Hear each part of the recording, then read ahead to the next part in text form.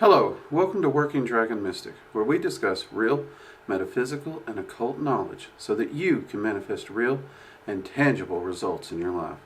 This week, we're going to be talking a little bit how I charge my crystals and how I teach my students to charge their crystals. So stay tuned.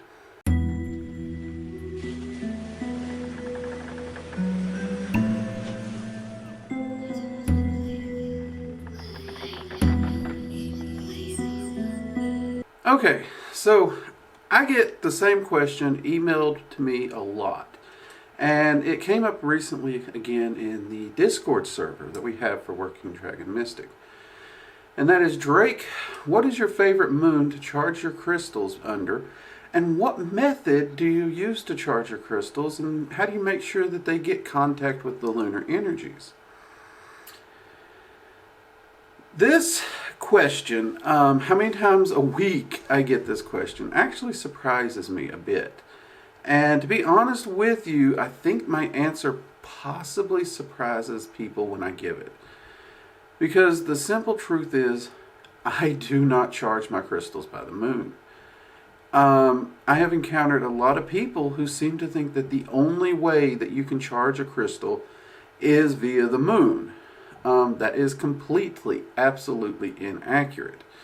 Now, that's not to say the moon isn't an okay way to charge them. If I'm wanting lunar energy in a crystal, using the moon to passively charge it, if the correct moon I'm wanting happens to be around, is a great thing.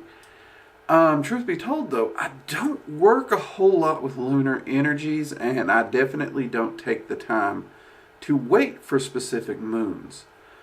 Now, if I'm doing spell working and a particular moon, whether it be a full moon or a new moon or something, is available, I got no problem utilizing that in the spell working if it just happens to work out that way. But more often than not, I do what's referred to as actively cleansing and charging my crystals. And you might ask, Drake, what is that? Well, it's very simple, actually.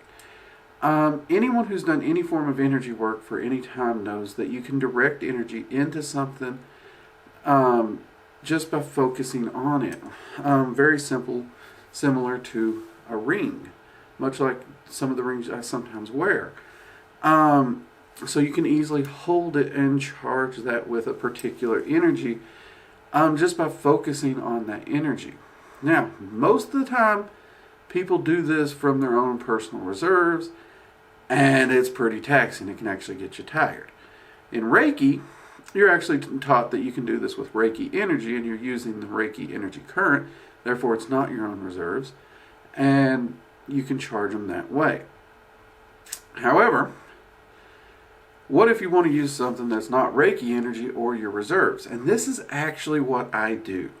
So, for I'd say 99% of all my crystals, I will use the Dragon's Flame ritual. And instead of bringing that energy down to me, I will bring it down to my work area and what's on my work area. Now, this is handy because I forgot to go and bring all my crystals down here. So we will improvise. Because this can be done with more than crystals. But I do use this for my crystals. So, for example, I got a handful of rings. Yay! They make noise. So you can easily take that handful of items and place them directly on your work area, which in this case right now is my desk. And you can do whatever ritual it is that you want to bring in a particular energy that you are working with. So in the case of the basic Dragon's Flame ritual, we're pulling in that balanced draconic energy of the first four elements: earth, air, fire, and water. We're keeping them in perfect balance, keeping them in perfect harmony, and pushing that massive, massive primal energy, while being balanced, into the items on our work area. Now, the Dragon's Flame ritual is great for this because if you listen to the ritual, it specifically states, cleanse, protect, and empower this space with your flame. Well, That means whatever's in that space will be cleansed. It will be empowered, and it will be protected. Now, this is important because normally when you're doing this ritual, it's on you. So it's cleansing you. It's a natural cleansing energy as it passes through you. It also helps to empower you for whatever working you're getting ready to do. And it does offer a measure of protection. You can transfer all these benefits straight over to your crystals. Now, if you're doing this and you're just using the Dragon's Flame as is directly, that's perfectly fine. It's going to give you an all-purpose energy for your crystals. So that all-purpose energy is going to supercharge your crystals. Many of you know I prefer crystal quartz because it's really kind of a versatile crystal in and of its own. And I do prefer to have that versatility. That said, my next favorite crystal to keep on hand is amethyst. I love it for its psychic enhancement properties, the aid it gives for scrying or trance work, or even developing the arcane senses. So because of this, I often do charge my amethyst as well using this process. Now, where crystal quartz is a very neutral crystal, and it doesn't tend to change the energy one way or the other. Amethyst will take that primal energy that's locked inside it, and it will begin to associate it with the properties of amethyst, which is a very, very handy thing. So for this, I do occasionally keep more than just a crystal quartz on hand, but by and large, I use crystals more by color than type, by and large. That doesn't mean always. And that's mainly because that's how the dragons associate with them. They really don't care the type of crystal, they focus on the color. But if you have a particular crystal you're wanting to charge, you can charge it and it will enhance the energy and the properties of the crystal using this method. Now, what do I do if, say, I want a massive charge chunk of fire energy, for example? What I will do is I will do the Dragon's Flame ritual. I will charge that particular crystal with the energy from the ritual so it's nice and balanced. However, at one point, I will actually ask Ingus Solor to focus and attune this to the primal realms of fire. At that point, we're now taking the energy in it, reshaping it, beginning to transmute it, and to attune it specifically to that fire energy. And this allows me to make sure that that particular crystal has exactly the energy I want in it. Now, if you're new to this and you can't pick up something and kind of get a feel for what energy's in it, mark your crystals. Make sure you know whether it's all-purpose or fire or what. Or, and this is an easy way to do it, stick the energy in crystals that already associate with that elemental energy. So fire, I usually do a deep red crystal, usually citrine or something like that, are relatively easy to get. I know they're not necessarily always, people don't always associate them with fire, but that just orange glow, dragons will associate that one with fire, so that's the one I would use. For water energy, obviously water does deal heavily with emotions and often psychic abilities. So I will use a deep blue stone. Lapis is one of my favorites to use for water. I love that one. But I will occasionally use my amethyst for water as well.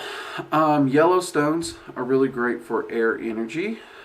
But obviously I'm not one who tends to like to buy a lot of crystals and have them lying around. We do move a lot.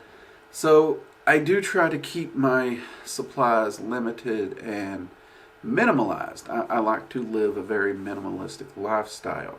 It helps me keep a balance in my life, which a balanced life is something we do plan to talk about on this channel very soon. That is why I do go with quartz most of the time, good crystal quartz. And I just actually have bags that I keep it separated out in. If I do get them mixed up, I can usually tell the energies pretty easily as long as it still has energy in it. But I do even just for quick reference, I'm not having to pick one up and check every one. I will put them in bags based upon elemental color that I have in my ritual room in my cabinet, so they're easy to find and easy to get a hold of. This is how I charge my crystals 99% of the time. A lot of people, they don't like to do this. They're all about the moon, and I get that. That's cool. Honestly, I wish I had the patience and the time to wait for a moon cycle to put them out there and charge it. But a lot of people, either A, they don't have the time, or worse yet, they don't have a place where they feel comfortable leaving them. I know some people's like, well, set them in the windowsill of your room. I've had students who share rooms with siblings, and the siblings will not, they'll constantly be messing with things on the windowsill.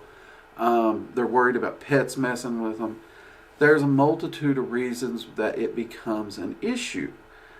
That being said, this is an alternative that you can just sit down, do it when you need to do it, charge it.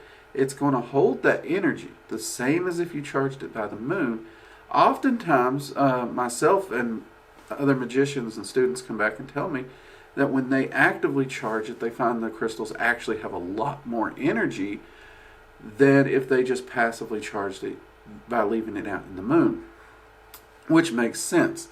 The moon is kind of like a trickle charge on a battery. It's just passively absorbing the energy that it's exposed to, as long as the moon happens to be there and as long as you have left it out in that moonlight. And of course, cloud cover and all these other things can be a variable that is in there. And that's not to say you can't charge them if there's clouds. You can. The moon's energy is still there.